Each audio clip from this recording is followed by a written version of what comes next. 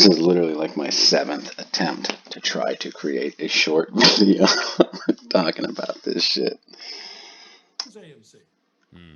You know, it's more than 80% of our shareholder base. 80% of our shares are owned by millions of individual investors. That fucking number has been around since before June 2nd and has not changed. I want to know how he got that number in the first place.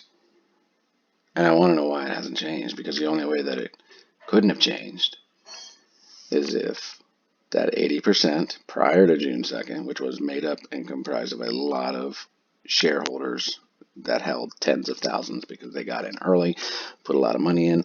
Like this cat, I still want to know where he got $80,000 from. A kid that was living in his car not too long ago somehow managed to get $80,000 to invest in AMC.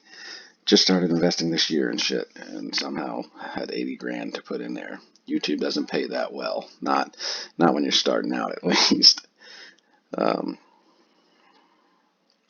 only way that number is the same is because people sold. People are like, oh, we own the whole float. Wait, where? Show me where. Because here we are in August. This guy's saying the same thing. Hey, you guys own 80%.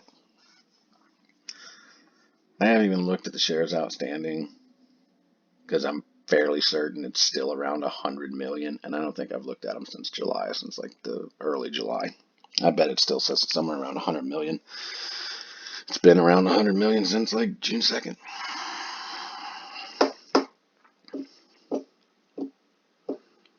I'm still invested in this. I want to make that very clear. But there is just so much shit that does not add up. So much that does not add up. Why we don't have new information months later. We've had a run up. We've had votes. Your little say shit that was supposed to give us a billion share count. We have no new information. Everything is exactly the fucking same.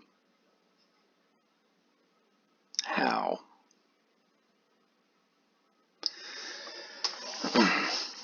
I'm not saying this thing is not going to squeeze. That's not what I'm saying.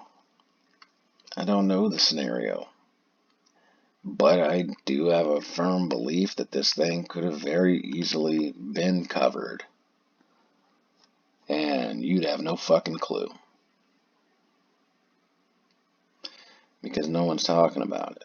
These guys that held those short positions, see, this is one of the silent video I had was encouraging my viewers and subscribers to go educate yourself on what short selling actually is and what it entails. Because it is not buying a stock and holding it with the hopes that it goes down. It is not like the mirrored image of a long position. It's the opposite of a long position. We are over 2 months removed from June 2nd. And the average shares on loan is like 41 days, 42 days, something like that. A little over a month. It's a very good possibility that these guys saw GME coming when it got up to around 30. And they had short positions in the teens and 10 and under. And yeah, all that shit happened in the pre-market, in the early morning hours, after hours, all that shit. That's usually big institutions making those types of moves. It's in that area of the day, of the trading day. And it's quite possible that they returned all of it. Very possible. They got 2 days to fucking, before the shit gets reported to Vortex or whatever. And it's possible that they said, yeah, fuck that. We got to get out of this. Got to get out of it. And they returned everything and then shorted at the very top in order to make back those losses. And then decided, yeah, we're going to return 130 mil. And then we're going to short 100 mil. Make it look like we only returned 30. And they're going to think people FOMO'd in. they own way more of the float now, all that shit. There's just so much shit that does not add up. It just doesn't. It doesn't add up. Again, everything could be a ruse. There's obvious ways that they're fucking with shit. I don't see why they would be shorting, the stock through ETFs if they didn't need to. Like if they did not need to. But maybe they did need to. Like maybe they took more short positions in the 50s or the 60s or the 40s, and people were buying, prices going up, and the shorting became very difficult to do. Very restricted, higher margin requirements. So maybe decided to use ETFs to drive it down so they could make some returns. But I feel like I know that Vortex is still sitting at 100 million shares. And it's just a lot of shit just doesn't make sense. There's way too many questions that just aren't being answered.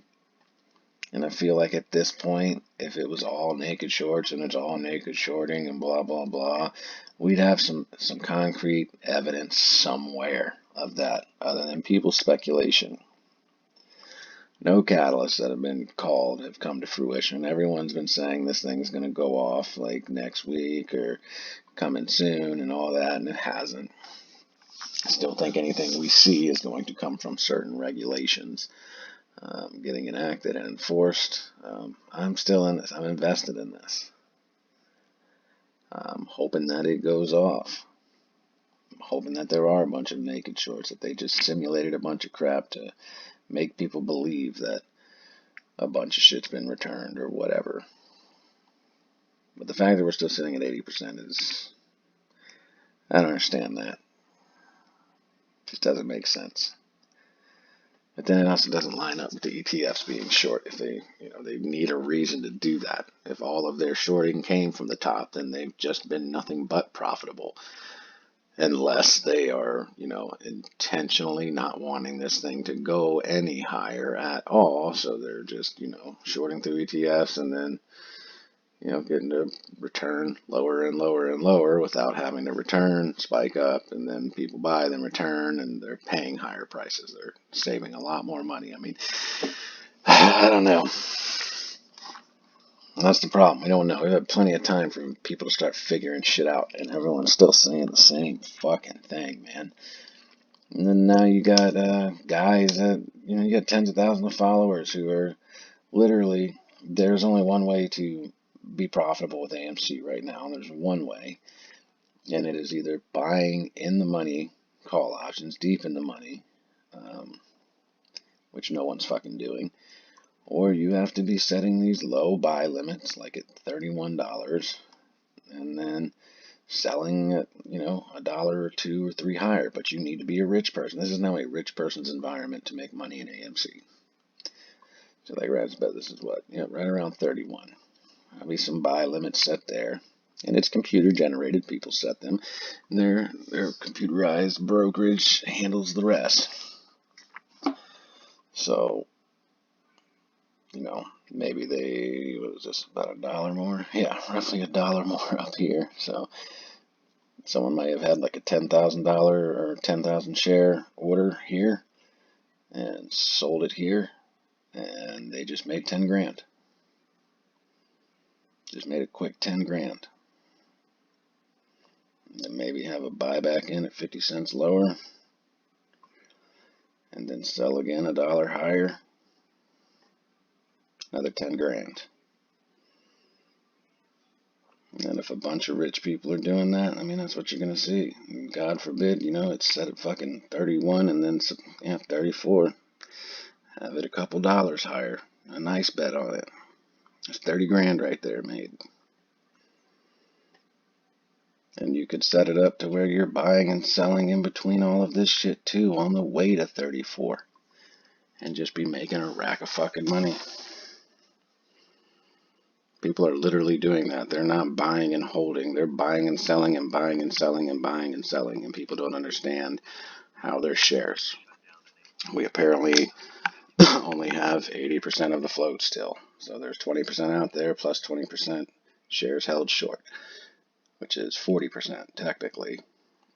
not uncommon for a stock to have 120 to 150. 150 is real high, but 120% of shares outstanding, the entire stock. So you got 100% of the stock. And then when you take into account shorting and lending and there's naked shorting that occurs that isn't malicious and isn't, intentional to manipulate a stock. It happens with puts and things like that.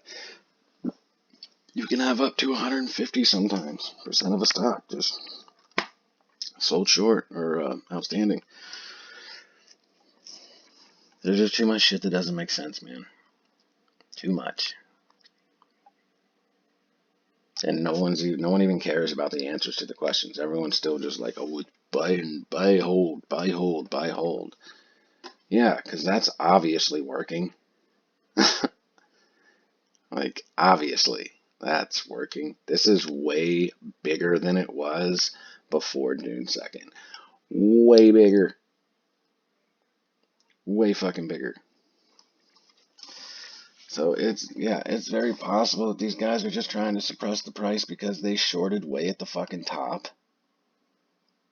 And they're making sure they keep this thing low so it's super profitable to make up for what they return down here at significant losses for the run up, and they're trying to break even or whatever the case may be. But a lot of this just does not make sense. It just doesn't. These guys still say the same fucking shit. The same shit all the time. No evidence, none. This was all theoretical to begin with, the naked shorting thing, and still no one has any tangible evidence about it other than we know that it can happen.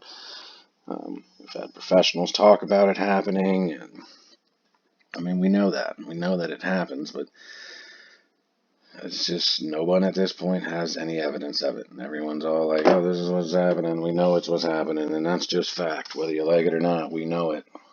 Yeah, I don't know about all that. I don't know about all that. I have no idea if this can or will squeeze. No one fucking knows. Nobody knows. Nobody.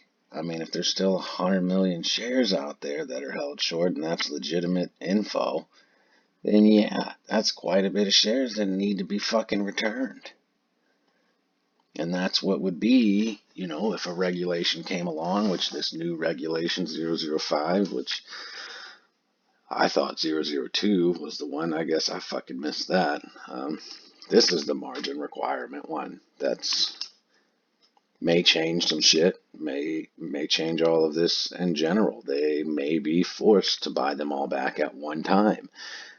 Instead of being able to keep the price down, returning them, and then shorting and returning them, because if for this to keep being 100 million shares, they would have to keep shorting while returning and keep shorting while returning, because they can't just hold this shit forever. That doesn't work that way. So that's the only reason, with the data that we have, with what I can see, whether it's manipulated or not, still, yes, there is potential for a squeeze. 100 million would be a significant price bump. It'd be a nice price bump.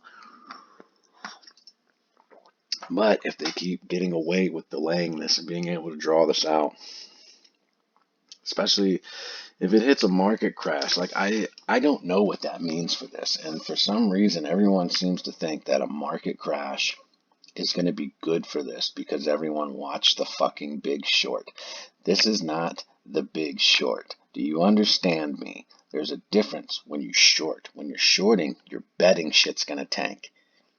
And then when it tanks, you're golden. This is the opposite. You're betting this is going to blow up. If everything fucking tanks, I don't know what the fuck that means for shorts and long positions and shit. I don't know what that means. But I know that if the whole market tanked and then AMC tanked, I mean, the only thing I can hold on to is the fact that if we hold the majority of this float like we do, that's the only thing keeping this thing in a play of squeeze, because those shorts would still have to be returned unless this company goes bankrupt. And if everyone is holding and a market crash happens and we're not selling our shit, AMC is still going to be afloat. It's not going to be pushed into bankruptcy. I don't know. But I do know, I think everyone has this idea that the Big Short, they were like us. They're not. They were betting the opposite way. They were betting on a crash happening and a collapse happening, and that's where they made their money. Because if people have, 10, 20, $100,000 in AMC right now, and everything around them starts collapsing, and they start losing their jobs and whatnot or whatever, I don't trust people at all, really, especially when it comes to money. Like, I know that this guy sold. I trusted him. I allowed him to create an emotional attachment to this for me when I would have most definitely have gotten out on June 2nd had I just stuck to my trading plan for the year, what I wanted to accomplish, and I'd be good. I'd be able to take care of myself for the next couple of years, no doubt, with being able to focus fully on my degree. Now I don't know what I'm going to do, like in the coming months. I have no idea. I already knew the market was going to be crashing. This repo shit is out of control. It's the reason why shit is up some days and then fucking crashing the next. Just all over the place. It's bad. And because I trusted these guys right here who I know sold. I know they sold and took profits. A lot of them. Like, I'm in a not the situation I anticipated being in. And had I stuck to my original trading plan at the beginning of the year, I would have been just fucking fine. I would have been just fine. Would have been great. Especially if I would have never looked up what was going on in AMC. June 2nd would have came, I would have been like, what the fuck, that's awesome. Thanks for the profits. So yeah, who knows? A lot of shit that needs to be implemented could take up to a year. And I already believe in that time we may see a market crash. There's a lot of crazy shit that I think is going to end up happening by the end of this year. There's a lot of stuff going on that people are not talking about. A lot with the country as a whole. With this Delta variant shit. With all that CARES Act shit expiring soon. There's going to be a lot of craziness going on. A whole lot. So, the scenario with AMC is what it is. If you just look at, the short interest data, the data that you do have, then yes, there is still potential for some sort of squeeze. Yes, there definitely is. It's possible that we may just be seeing the 100 million staying there because these guys are returning naked shorts. They're shorting the shit out of this thing with ETFs so that they can get rid of these synthetics so that they don't affect this thing in the way we were all originally hoping it would. It's all really a guessing game on our end. We just have to try to follow the money and follow breadcrumbs. And these guys are not helping. They're not fucking helping. They're not. They are in positions to, very large positions to, and they're not. I could very easily, if I wanted to, flip my channel into the same fucking formula they use and just tell you the same shit, pull up bullshit Reddit stuff, bullshit videos that I saw, just nothing but like, you can't validate the information base. It's unverifiable. It's just someone's theory. And there's no way at all to validate it. But I could do that. I could easily do that. I'd probably have like 10,000 subscribers if I just did what everyone else does. And lie to you and tell you a bunch of horse shit. And like and share and join my Discord and do my Patreon and become a member and blah, blah, blah. And I'll keep telling you that AMC is going to suck your dick as soon as it goes to the moon. I promise you. It's the best deal in the world. Believe me. Do that. But I don't. I don't. I have no intention of seeing this thing flop or not moon. It has cost me a lot of money that I would like to get back. Very much so. So, that being said, I just want to make that clear to a lot of the new people coming on that think that this is like some sort of, I'm definitely not getting paid to talk bad about. I wish I was. God, I wish I was getting paid to bring truthful information to people. That would be a switch. You only get paid when you lie to people. Lies are what sell. That's what the media likes to pay you for. So anyway, now my 8th attempt to make a video under 20 minutes, and just can't do it. Can't talk about this shit in less than 20 minutes. So much horse shit. But I gotta get out of here. See what's going on around the YouTube wave. See who's lying today. Maybe come back with something else. I don't know. But I'll catch up with you guys tomorrow, if not later tonight. I'm out.